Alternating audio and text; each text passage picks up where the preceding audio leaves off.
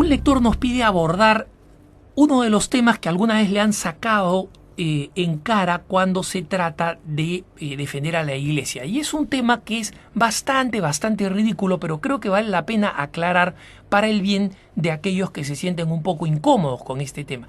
Y es el tema de la papisa Juana. Probablemente hayas oído mencionarla y si no estás familiarizado, te explico un poco. Soy Alejandro Bermúdez, director de la agencia católica Así Prensa.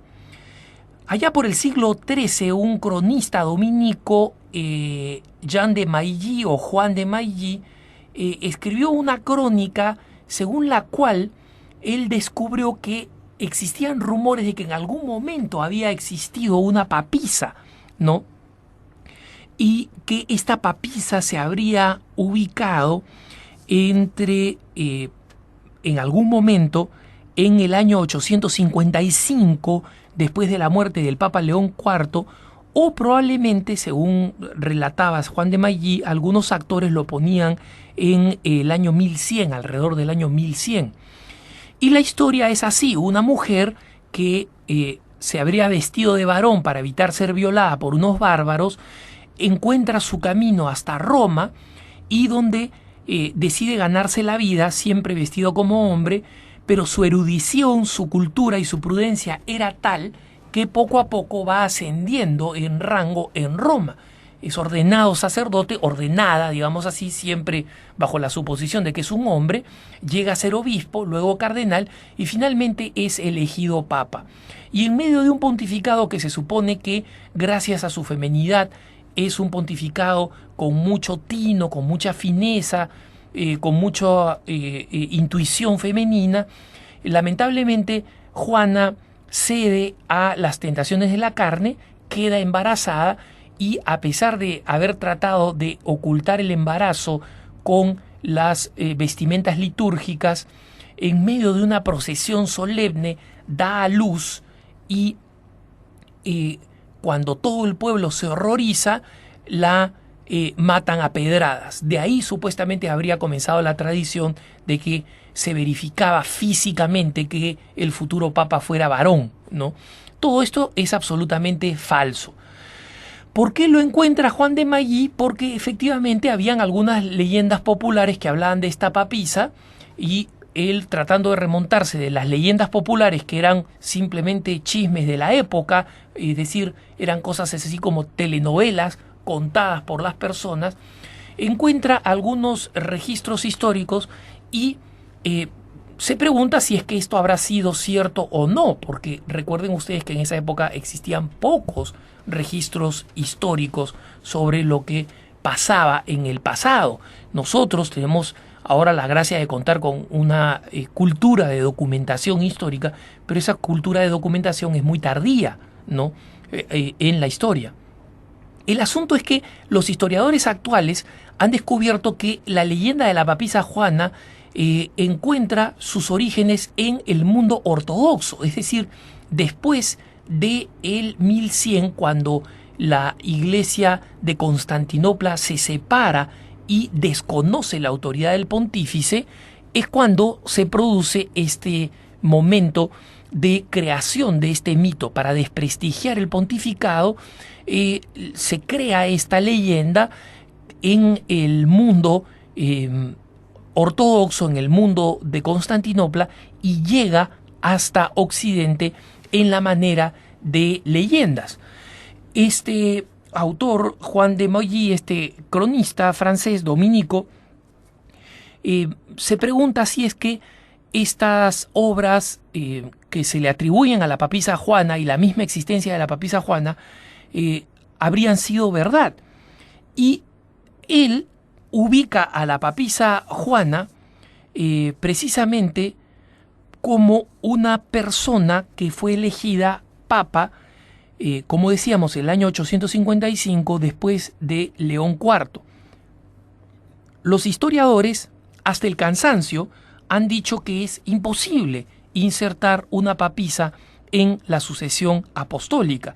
Y en el caso concreto de León IV es sucedido inmediatamente por Benedicto III. León IV muere el 17 de julio del 855 e inmediatamente después de su muerte es elegido Benedicto III.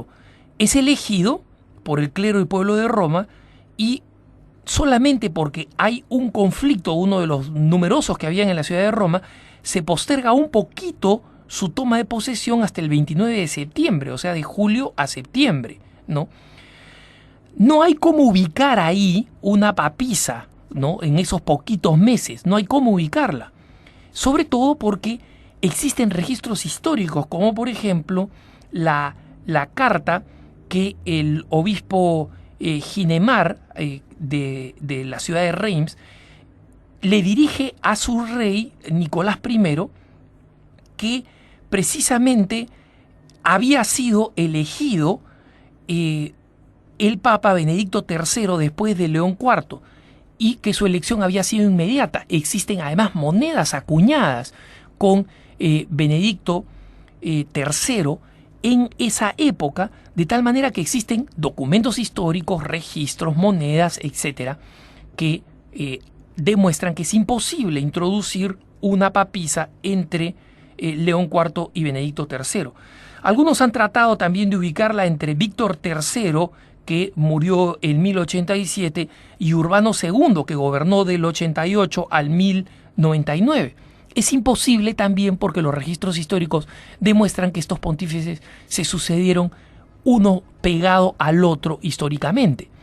Entonces, ¿de dónde viene este mito de la papisa Juana? Los protestantes nunca la usaron. ¿Por qué? Porque por más que odiaban la institución del pontificado, no recurrían a textos que no fueran la Sagrada Escritura y por eso jamás recurrieron a estas crónicas históricas, porque creían que si recurrimos a estas crónicas históricas, los católicos nos van a decir: oye, pero ustedes no creían solo en la Biblia, entonces también creen en las crónicas históricas. Y nunca lo argumentaron. Es más bien el anticlericalismo de los siglos XVIII y XIX los que resucitan la leyenda de la papisa Juana. Y nuevos libros de la papisa Juana se comienzan a escribir bajo Hitler y bajo Stalin. Curiosamente, dos grandes abusadores bárbaros de la historia que encontraban en la Iglesia Católica una instancia moral que detestaban y que por supuesto había que de alguna manera socavar. Entonces, justamente como no resulta este proceso de zapa, de desprestigio de la Iglesia Católica, es que escriben estos libros. Hoy en día los secularistas que quieren insultar a la Iglesia también recurren al mismo tema, la papisa Juana. Yo he visto 5, 6, 7 libros, ya no recuerdo, en librerías en España y en librerías en Italia, que hablan de la supuesta historia definitiva, última, reciente, con datos novísimos de la papisa Juana. No hay cómo argumentar a favor de la papisa Juana más que aquellos que quieren de alguna manera desprestigiar a la Iglesia. E incluso quien viene y te pregunta: oye, ¿y la papisa Juana? Tú pregúntale: ¿la papisa Juana qué? Bueno, que existió, sí. ¿Dónde existió? Y van a ver que la gente ni siquiera sabe dar razón. Y si dicen, bueno, entre tal pontífice y tal pontífice, vas a decir: imposible. Está demostrado históricamente que esos pontífices estuvieron perfectamente sucedidos en la sucesión apostólica, históricamente comprobable. Pero incluso si hubiera existido la papisa Juana, ¿qué? La Iglesia no necesita a la papisa Juana para recordar que ha tenido autoridades que han dejado mucho que desear. Podemos recordar a muchos pontífices corruptos que han sido motivo de vergüenza histórica para la Iglesia. Pero justamente muchos judíos, por ejemplo, se convirtieron a la Iglesia Católica viendo la historia deplorable de estos pontífices, porque decía: cualquier institución puramente humana ya hubiera estallado, ya hubiera desaparecido con estas autoridades. Pero es obvio que esta autoridad proviene de Dios y que esta institución ha sido fundada por Dios, porque a pesar de la incompetencia o la corrupción de sus autoridades, sigue existiendo y sigue anunciando a Jesucristo. Y cuando alguien dice: bueno, ¿qué me dices de la papisa Juana? Yo le contesto: bueno, ¿y tú qué me dices del cura de Ars? ¿Qué me dices del Papa Alejandro VI, el Papa Borgia? Yo le digo: bueno, ¿tú qué cosa me dices de San Pío V, de San Pío X, de San Gregorio Magno, de San León Magno? La Iglesia es compuesta por hombres. y su autoridad moral no depende de que hayan habido personajes oscuros en su historia, que los han habido, sino depende de la autenticidad del anuncio de Jesucristo que ha seguido siendo predicado a lo largo de la historia. Que tengas un buen día.